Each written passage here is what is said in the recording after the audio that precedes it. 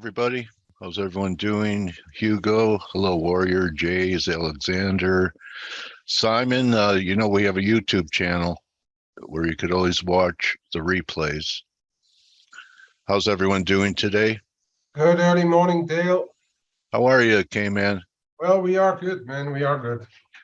Good. I'm always talking, when I talk about myself, about we, because I'm so round, I sometimes feel there's more than one of me. Yeah, you said it was going to be tricky yesterday. Boy, what a one-way street, huh? It was, well, it was tricky, but yeah. These candles here. That was a naughty one, right? Yeah, it was really. Yeah. So, I know a lot of people are looking at 103.50. I had this line drawn at 320. I don't know, maybe it's off, but wasn't able to take it out. But Euro, is it on the verge of turning good here? I think I showed it this morning as well. There's an extra level somewhere there, which is, when we broke the 108, there was a lot to do about this break. And then we went down to 104-ish, then back just falling shy of the 108 there at the 107.88 or so. Yeah, that bounce. Then just shy of the 108. And if we take the top of that bounce to the low, the overall low below parity, so the top of the bounce from 107.88 down to below parity, the 61.8 comes in at 103.71, and that's exactly where we stopped. So okay. I reckon there's we could talk about a 20-ish point zone, 103.5 to 103.70, which is going to have to be kept, I think, for the euro to progress further. Okay, because I'm taking a shot at the long side of the dollar here, thinking that we could get a lower high. I'm wrong under the low. I'm not going to fight it, but that maybe we get some type of ABC. And the yen, as much as the yen got trashed, maybe that holds this low too. What do you think? Can it hold the low? Yeah, as I said yesterday in the room, I had this 134, 35, 40 was a big zone, right? So I had a stop right below there, which happily got triggered, because sometimes those things can't even get triggered if one doesn't have guaranteed stops, which I don't. So I happily got triggered, took the profit on the way down, and then around that low, which was done not too far away from fixing time yesterday, I tried a long. Been trading it in and out a little bit, but I'm still a little bit long. On the daily, there's the Ichimoku cloud, with the bottom is at 130.170. If it goes below there, I'll consider myself wrong on this one. But having traded it around, I'm in at an okay average. Okay. It looks to me overall, though, if you look at it overall, the way that the euro kept there, but the rest kept on going in the dollars, that there is still a part of carry trades going on. The rest of the currencies is strengthening further than the euro is going. Take away sterling, because that's a bit of a particular one for the time being. But look at euro MEX is back relatively towards the lows. Euro rand, euro Aussie, euro kiwi, you name it. They're all like trading still quite heavily in my opinion. So the similarities that I see, and they all look the same, is you still have a higher low in yields, then take out the spike low. This was yesterday, right? So this hasn't taken out the low yet, and the end's the closest to taking out the low. Absolutely. And the dollar looks stronger than the yen, holding this low here. So anyone know, maybe I'll move to Stel, what the expectations are for the numbers today? Good morning. Good morning. For PPI, you mean? Yeah. So PPI year on year expected to drop from 11.3 to 10.4. And core PPI year on year expected to drop from 8.2 to 7.6. So a similar kind of drop to the CPI that we saw yesterday. Yeah. Let's see. I mean, there's a lot of people calling this peak inflation. I am not convinced yet, I have to admit.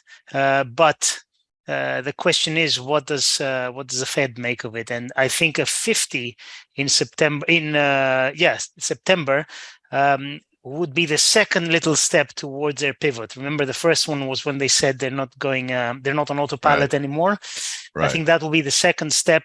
And then if they do 50 in September, and obviously if inflation doesn't rocket higher, I think they're going to do maybe another 50, or maybe they're going to be doing 25s afterwards. So I think that's going to be the start of the pivot. So I'm watching the Fed members closely. We did have a couple overnight, cash carry, and the other one, which I always forget. Kman, remind me. Sorry? Dali. Yes. Okay. So they were both hawkish still. Cash carry in particular, the ultra dove. Yes.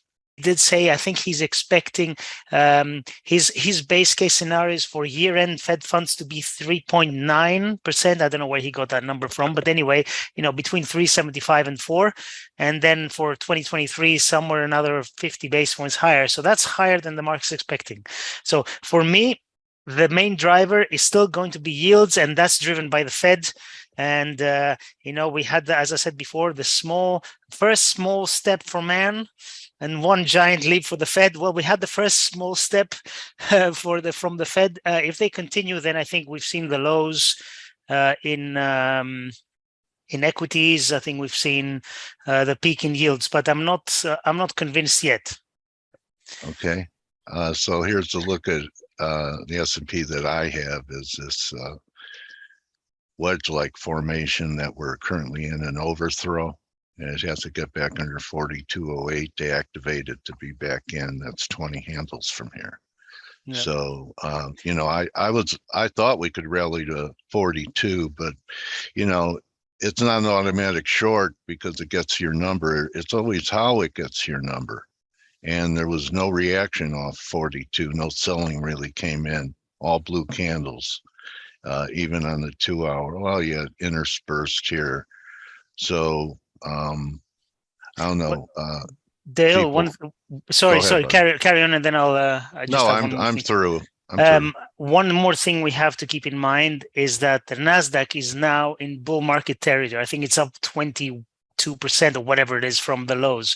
So this will likely bring in people who funds. and FOMO in general, saying, look, this is a bull market now, we don't want to miss out. We're still some way below the previous highs, so you know how FOMO is. I think it's going to draw in buyers, so I'll be careful shorting equity markets. Having said that, I did say in the chat room this morning, roughly at these levels, I said, look, I think this area between 42, 42.10, 42.20, 42.30 is probably a nice risk reward short if you want to be short equities, but with a tight stop. I actually did say, I would put my stop at something like 42.45.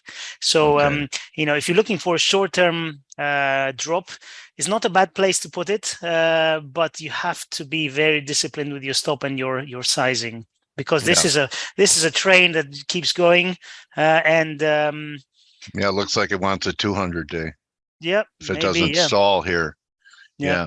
Otherwise, you wait for it to get, like I said, back inside of this formation, closing back inside this formation, then you risk whatever the high ended up being. That's another methodology for shorting it, instead of, wait for it to do something wrong. And that would, this line means something. See how it held here and partially held here, and a lot of touches here. So back down inside, I think could be a failure.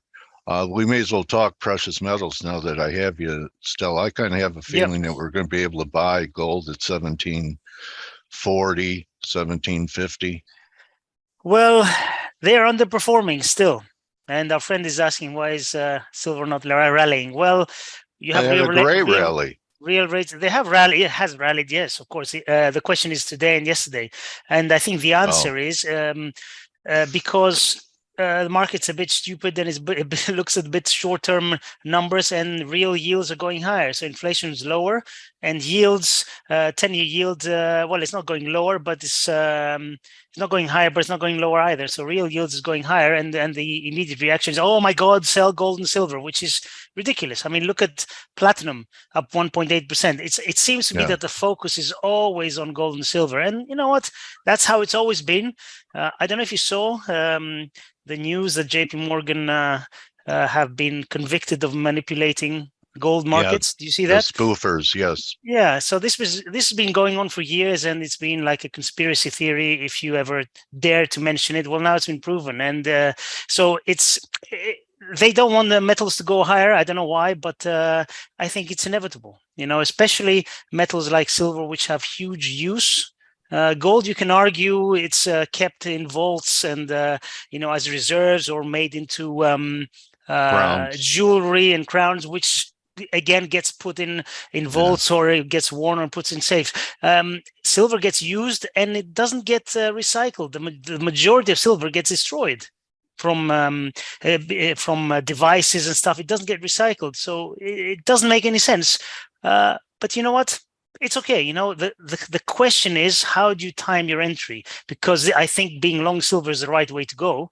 The question is, how do you time it? Because you have huge moves which can absolutely destroy you. You know, look at COVID, the COVID low. It was insane. So why are they not going up yet? Good question. I think short term, it's the real yields going higher. But in the long run, look at the budget deficit that the US posted. Was it yesterday? 200 billion. It's like, sorry, trade deficit or budget trade deficit? Actually, I can't remember. Anyway, you know, the US is generating $1 trillion. No, it was a budget deficit, 211 billion for July. So the US government is generating over $1 trillion every year of deficit, and it's become the norm now. It's, you know, it's crazy to think about it for anything denominated in dollars. Sorry, I keep going on about metals. We can talk about something else. Okay, euro pound acting pretty good, but at resistance. Yeah, you know. Yes, that's a pretty big level here, coming up towards 84.60 to 84.80. And I'm still bullish on this. I've said this for a while. I think it's going to be both euro strength and sterling weakness. And I do think we're going to head towards the 90s. Again, I've been saying this since the low 83s, and I still think this is the case. Okay. Kman, and anything you want to add to what we've been discussing here? Something that catches your eye?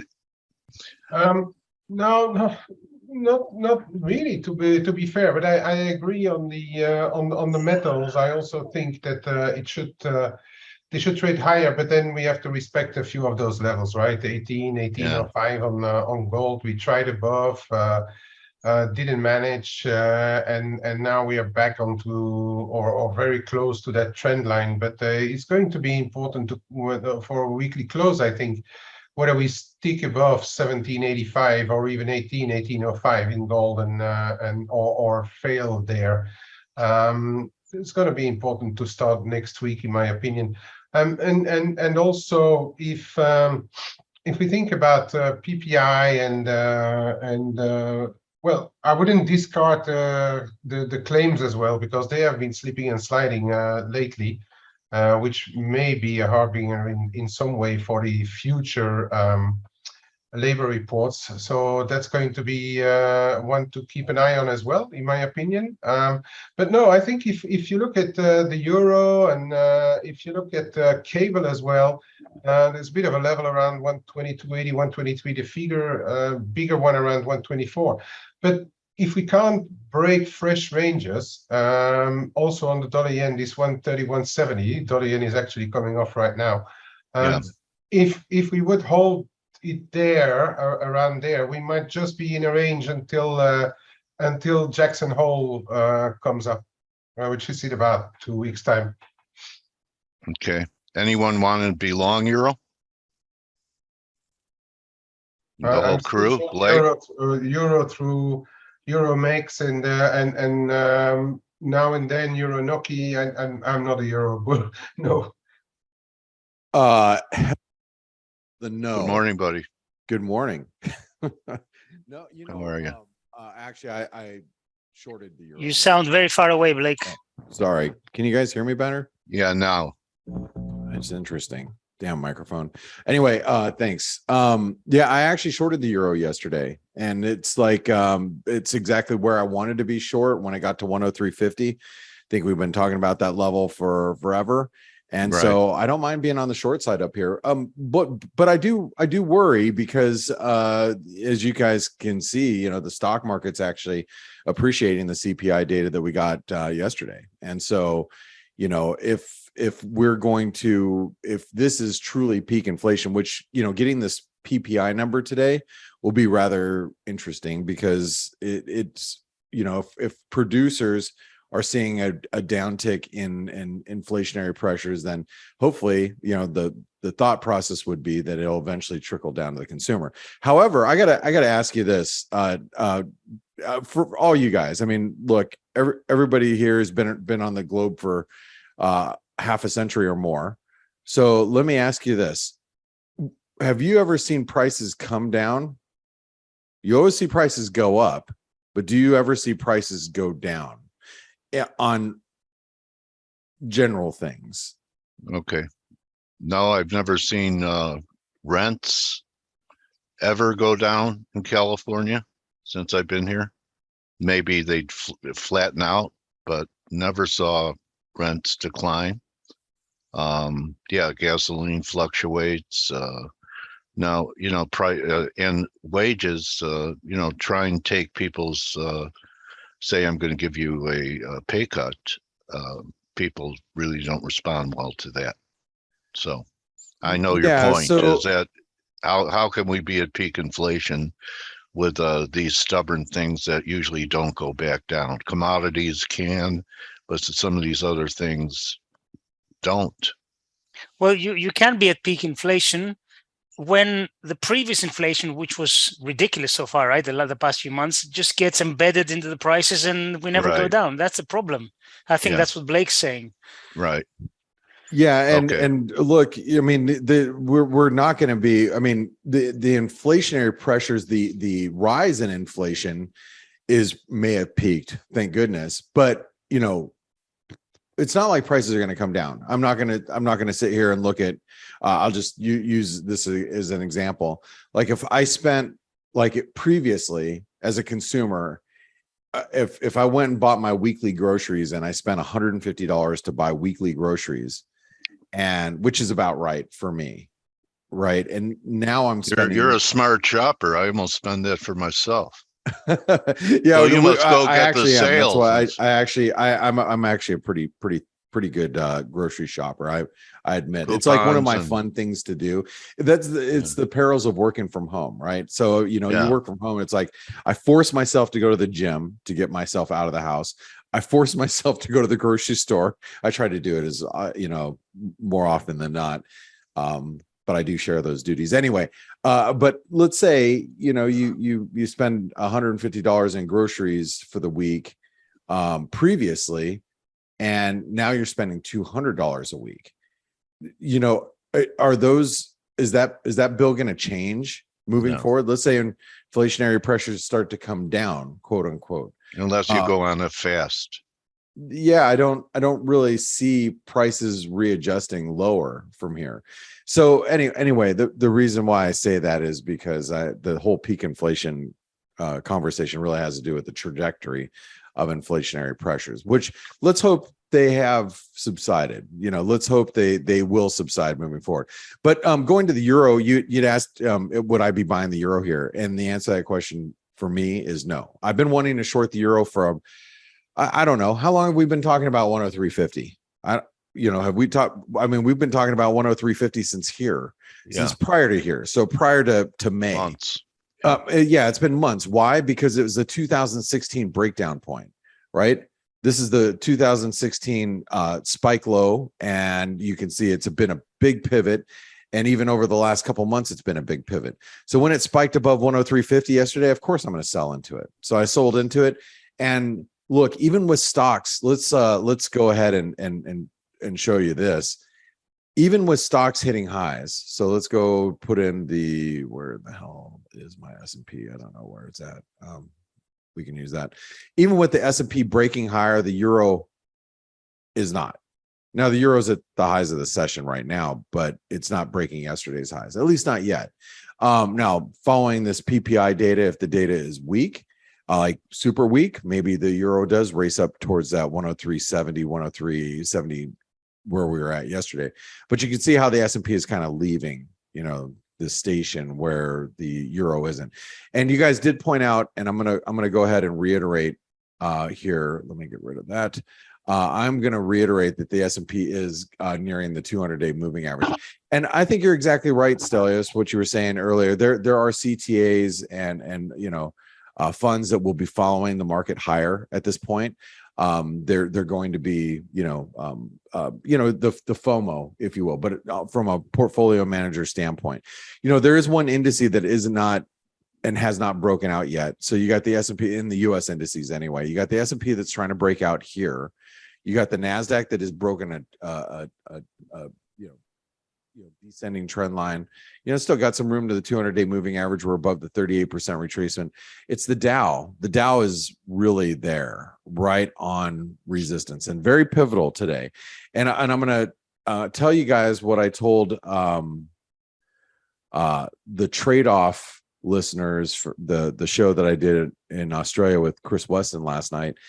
If the market reverses today, like let's say the PPI data is stronger than expected unexpectedly, and we, you know, then everybody's going to say, oh shoot, maybe that we haven't reached peak inflation.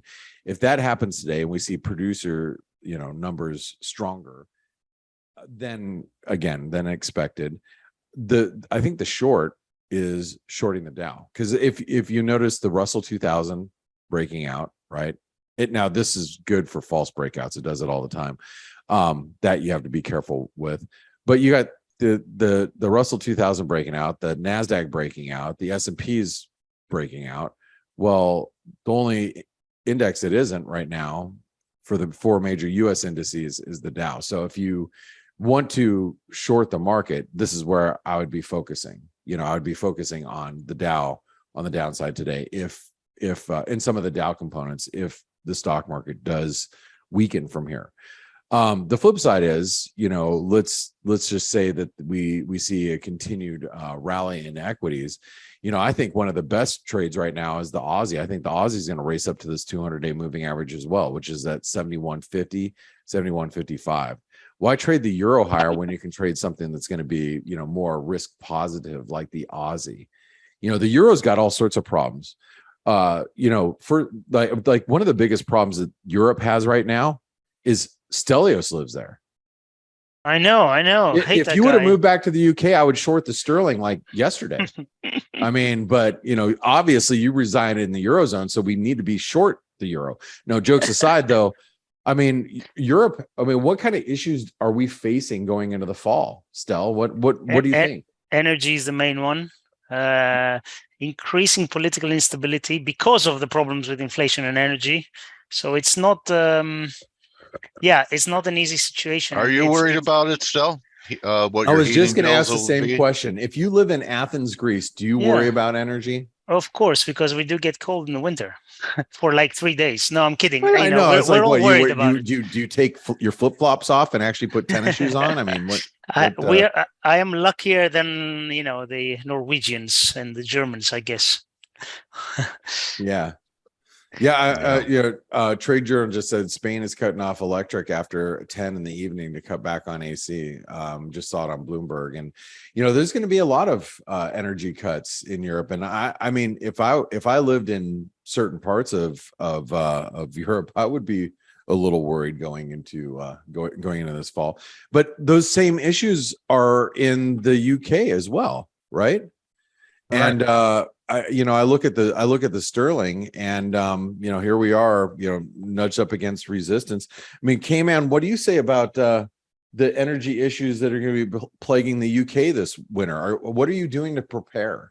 But it's only going to get worse. The government is going to send out not checks, but going to reduce the energy bills by 400 quid a household in the winter time. But they are already saying that's not enough because the energy costs are just going up and up and up. So, and then you add a little bit of leftover of Brexit, which is probably going to last for the next 50 years, and no, and the warnings about the recession warnings of the Bank of England, dovish rate hikes, and I wouldn't call it really a lot of political uncertainty between Truss and Sunak, but it is going to change a little bit if Truss gets through and wants to change the mandate of the Bank of England. So all of those uncertainties make it a bit tough to be long for long in the sterling.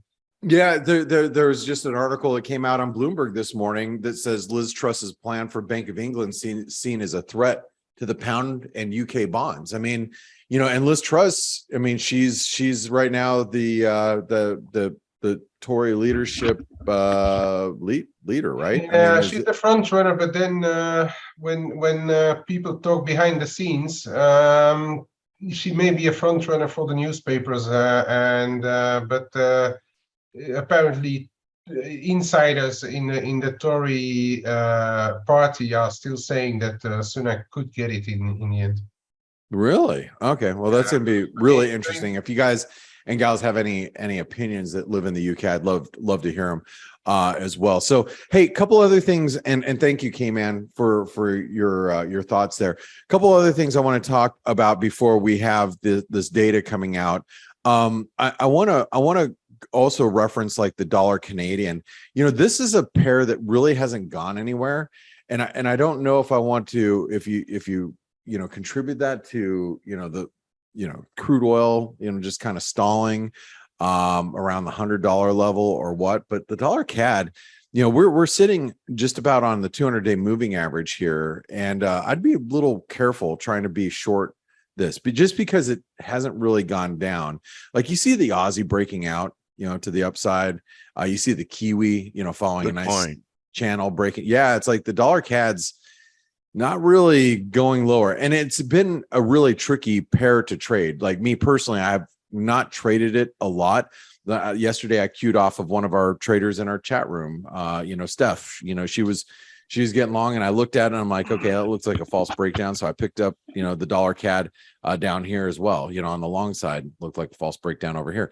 Anyway, but I haven't had a good feel for it, but I have been looking at it and starting to monitor it a little bit more carefully, knowing that it's just not falling through like other commodity currencies. Even the US dollar and Norwegian krona is broken lower. You can see that break is pretty clear, but again, dollar CAD's, not really playing the game. So I think it's something that is worth noting.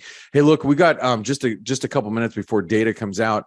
Stelius, do you have any opinions before the data comes out over here?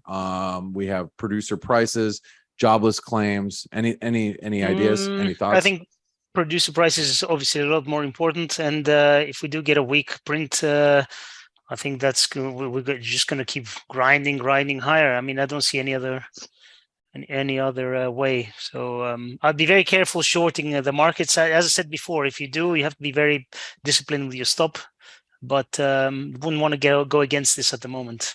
Okay. All right. Sounds good. Dale, you got a minute before the data comes out. You got any opinions here about what you think should be done? Watch. Just watch and learn. Learn and earn. Watch and earn. There you go. Well, Blake, I'm with you. I took a shot at a long on Dixie with stops. I don't know, about 40 under yesterday's lows. Got it. Okay. Kman, minute before the data comes out. Any thoughts here? Yeah, watch 130-170 on the dollar yen, and watch and pray on the euro dollar if you want to trade it. And as you say, Aussie and Kiwi very strong. So if we get a dollar rally, perhaps those two are ones that are candidates for a counter trade. I tell you what, this dollar yen has been a piece of work. I mean, it dropped so aggressively yesterday. Like, 10 what was seconds. that? 300 pips, and we're challenging those lows right now. I'm going to keep the dollar yen up there. It should be fairly sensitive. Here's the S&P right in the middle, and I'm going to keep gold because gold is struggling. Oh, it's 9.8, so it's a big drop. Wow, look at that. Yeah. Peak inflation is peak inflation is the key. Well, you got a nice little spike up in the S&P. Now remember, the markets have been leaning into this as of yesterday. You know, that's we've seen this continued move. What's interesting is the stock market spiked higher to 4240, but I don't know if we're going to be able to expand on that. What do you guys think here? I need Bueller. Bueller. Hey, sorry, Well, you know what, waiting. Dale, I know you. Oh, go ahead, Kman. Kman? I thought he was just talking. No, I said I'm sorry, I can't comment now. I'm trading. Of course he is. Well, hey, Dale, I'm going to let you take over with your interview. But I want to say, hey, guys and gals, if you haven't checked out the sponsor of our show, it's the Trader Funding Program. You want to learn how to trade our money and not your own money. Don't risk your own money, but you'd be able to jump in the ForexAnalytix community. Check out the Trader Funding Program. There is a 2-minute explainer video right at the bottom. You can, it's really easy just to figure out what we're doing. Look at that handsome guy. Yeah, that guy is handsome. He is. Actually, I need a haircut. That's what I need. But check out the Trader Funding Program. I hope to see you guys soon. And thank you all for your support today and being here with us. Dale, it's all yours. All right. Thank you, team. Thanks, guys. All right. So, Andy, it's like, we met at happy hour this morning and you're a guest. Welcome to F.A.C.E. Thanks a lot, Dale. I appreciate the time. Yeah. I use Twitter to find guests of interest, and just so happened that there was an opening today. I really, most people would not, they say, oh, that's too short of notice. Like, you have to prepare. You sound like a guy that's prepared all the time for everything and anything. So nice to meet you and welcome to our community. Yeah, thanks again. I'm new here, so I just watched your last half hour, and the technicals are interesting to me. I don't really spend a lot of time on that, but hopefully I can give you some information that's useful to your listeners. Okay, let me ask you this. Do you have anything you want to share on the screen, or should we just go the topic that you brought up? I really don't have anything that's particularly insightful to share on the screen.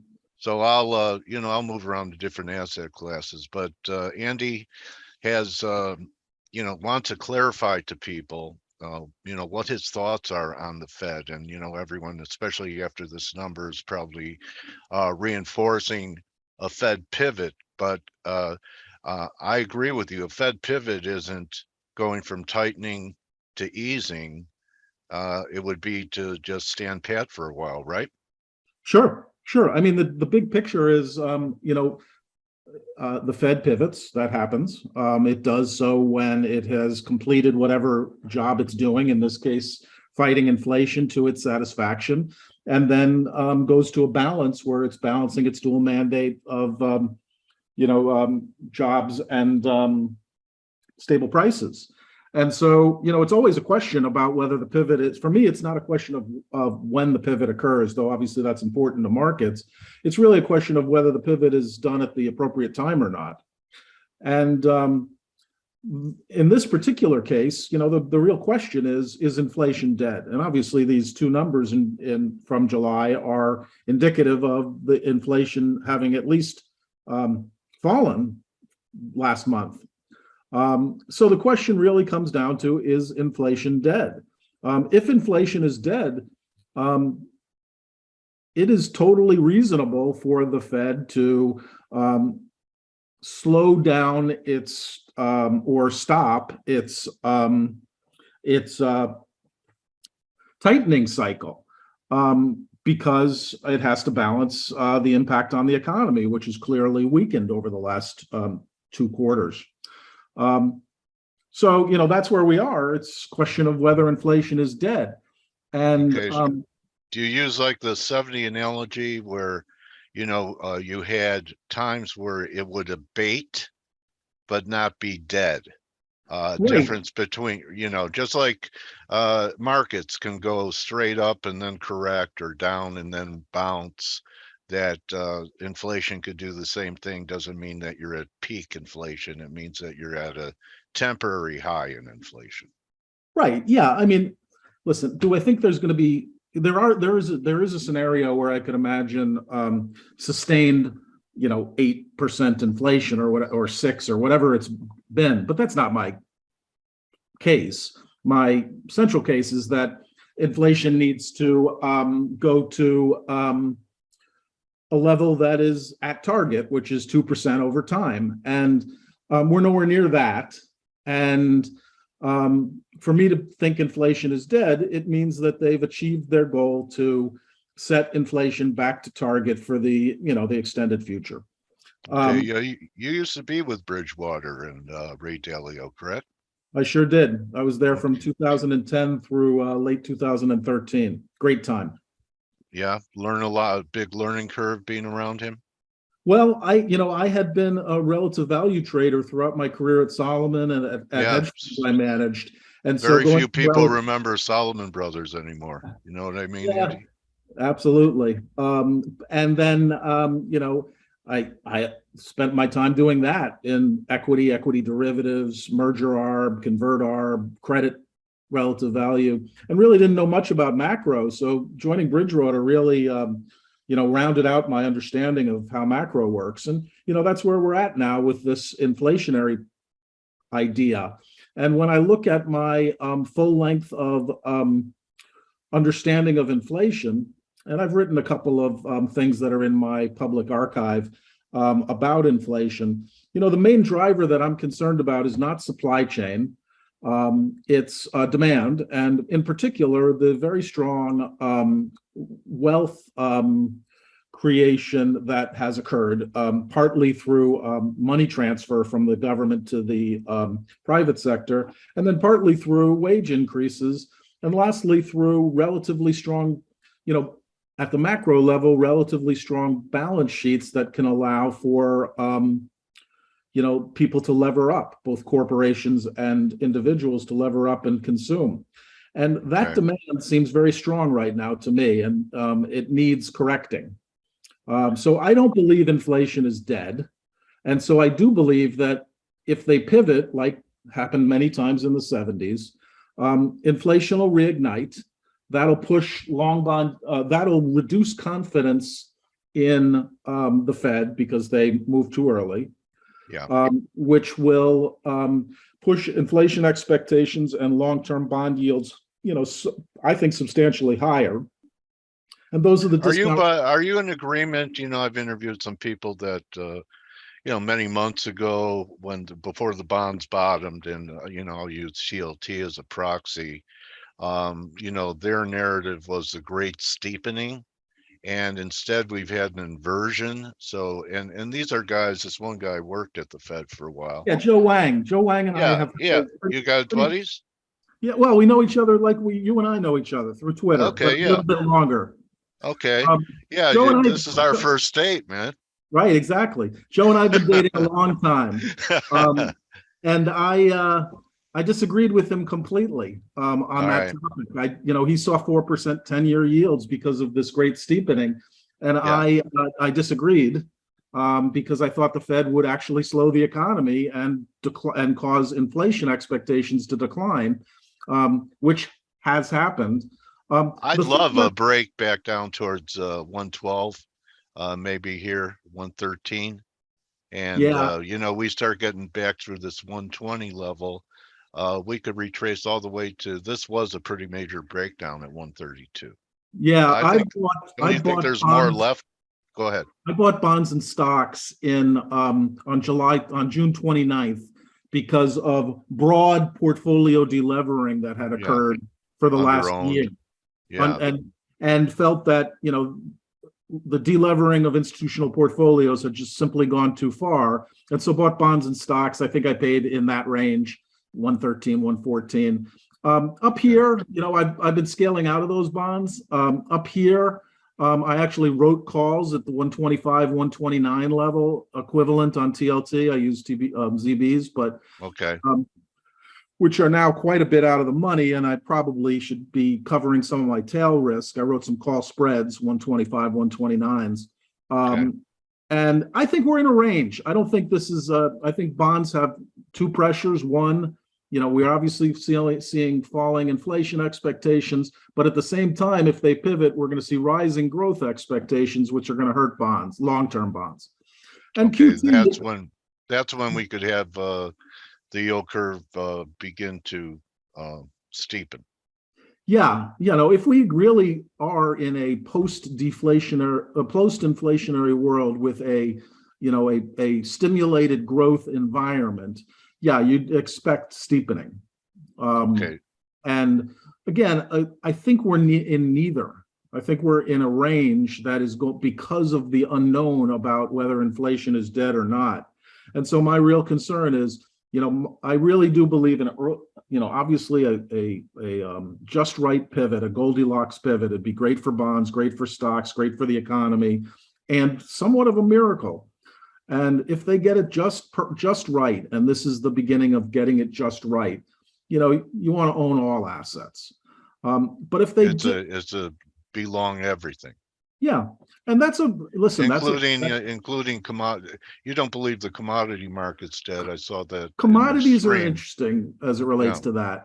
It's unclear. Obviously, if it's a growth environment, support for commodities. Right. Right. Still there? Yeah, I'm still here. Okay. All right. So looking at S&Ps, are we in a melt-up scenario where we're going above the old highs here in a matter of months, or don't you think we're at least due for some type of pullback from this?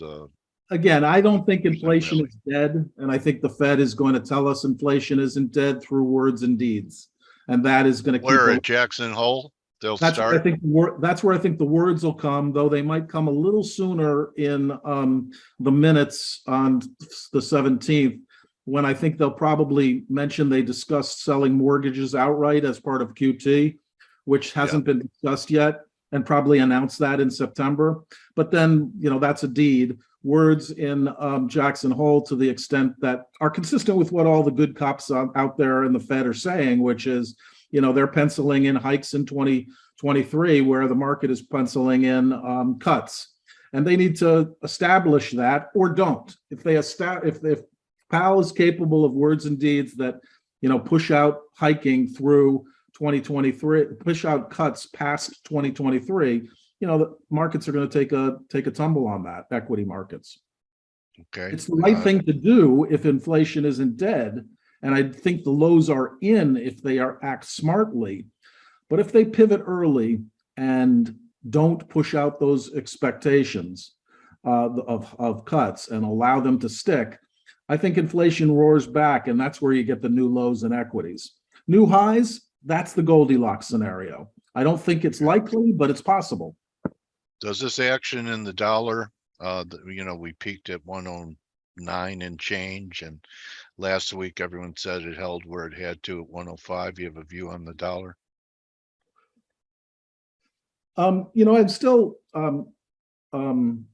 preference long dollar.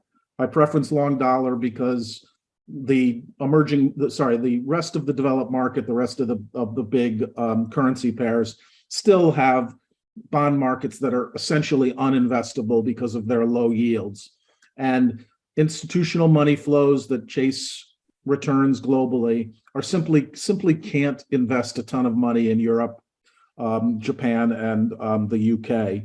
And so I continue to think that you want to look to buy the dollar on dips, and we're seeing a dip. So that's my preference. I don't have a strong view. I don't have a strong conviction at the moment. My strong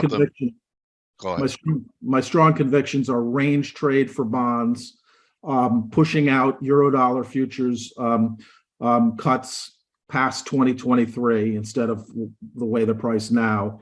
And I'm built a position short equities up here.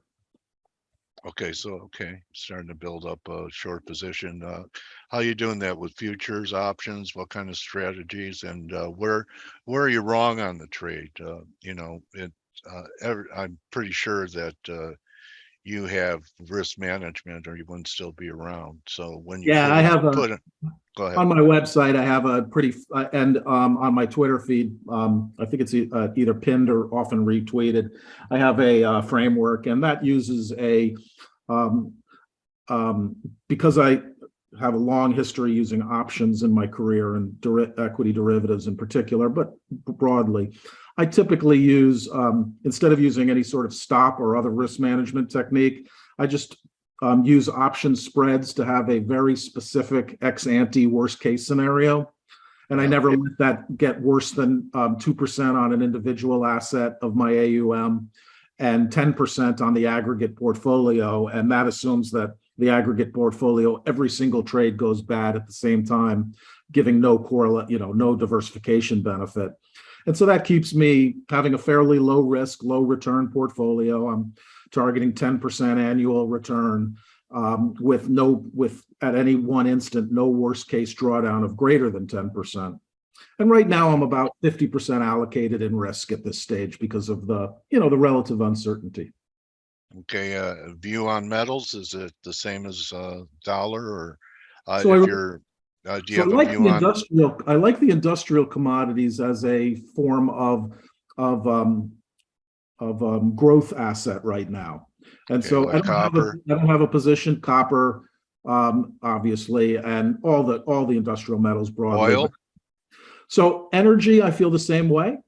I missed the bottom. I tried to buy, I think, 88s on crude and missed it, and haven't chased it up here. But I think that 8,800 range is probably a fairly good range in a pro-growth environment. And the precious metals, on the other hand, I just bought puts yesterday on gold, and I'd probably add to that position. And that's because I do expect the Fed to and Powell to, with words and deeds, tighten financial conditions, and that is bad for gold. And so I'm long puts on gold right now.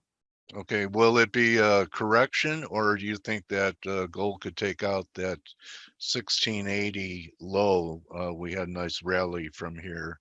You're looking for low gold to break down, or maybe a pullback to 1740 or so? Because wave guys would say that we had a 5-wave structure. I know you're not technical, but they'd say that this happened in 5 waves, which gives some evidence that we have had a turn and that we should get some type of correction, and then you get a 3. Yeah, I'm not I don't have that target in mind at this stage. I'm mostly the way I trade is mostly looking at pressures versus target. And the pressure is down, and when that pressure alleviates, I'll cover, even if it's not at a particular specific target. That said, I do think you can see I have at the money puts and sort of 3% out of the money put short puts. So I'm long at the money, short 3%, and trying to capture that range. So if it goes down more than 3%, I'll be out of my position. You ever use options to do risk reversals where, say, for example, if you were bearish gold, that you would sell calls and use those proceeds to buy puts? That's a pretty leveraged option bet. You like those at turning points? Sure. The way I look at, so mostly what I care about, because I care about these pressures, not targets, is delta of the structure, whatever it might be. And so I want to have adequate, I don't really take like a YOLO 10% delta position ever. But, if I can get 30 to 40% deltas, and the option structure also happens to fit with my vol projections and skew projections and, surface projections broadly for vol, that's when I'll structure a particular trade to take advantage of that, modest alpha that I might have in terms of the vol surface. Okay. Well, I really want to thank you, Andy. Anything you want to wrap it with? Sure. I mean, I am an active Twitter participant. I love talking with my followers out on my public feed. And I also got a lot of demand for people who wanted sort of much more close individual contact. And if so, go to dampspring.com and look at the membership options. Some are for alpha and some are for people who just want to understand sort of long-term better investing, and that's the private Twitter option. And I also have a lot of resources on that site for including my old legacy reports, which I post 2 weeks late, that give some insight on how I think. But I appreciate the time. Yeah, I want to thank you, Andy. You're now my trading warrior, brother. All right, man. Is that okay? And you could find Andy at Damped Spring, DAMPED Spring on Twitter. And Andy sounds like a pro to me. And if you want to learn more, you know how to do it now. Really appreciate your giving spirit, and also, you're a trader. You're something presented itself, and you pulled the trigger. And appreciate you coming on board today and filling a spot for us, Andy. Maybe we'll do this again in the fall. Love to. Okay, so that's a wrap, everyone. Thank Andy. Hope you guys enjoyed it. You know where to find them. And you could join the team in about 25 minutes for the morning edge. Good luck the rest of the day, and we'll wrap it tomorrow. Remember, don't just count your pips, count your blessings, and me and the team will see you tomorrow. Thanks once again, Andy Constant. Hey traders, this is Blake Morrow with ForexAnalytix. Thanks for stopping by our YouTube channel. Don't forget to like these videos, share them, and subscribe to our channel so you don't miss any of the content that we provide here for free. Thanks for stopping by. I'll see you in the next video.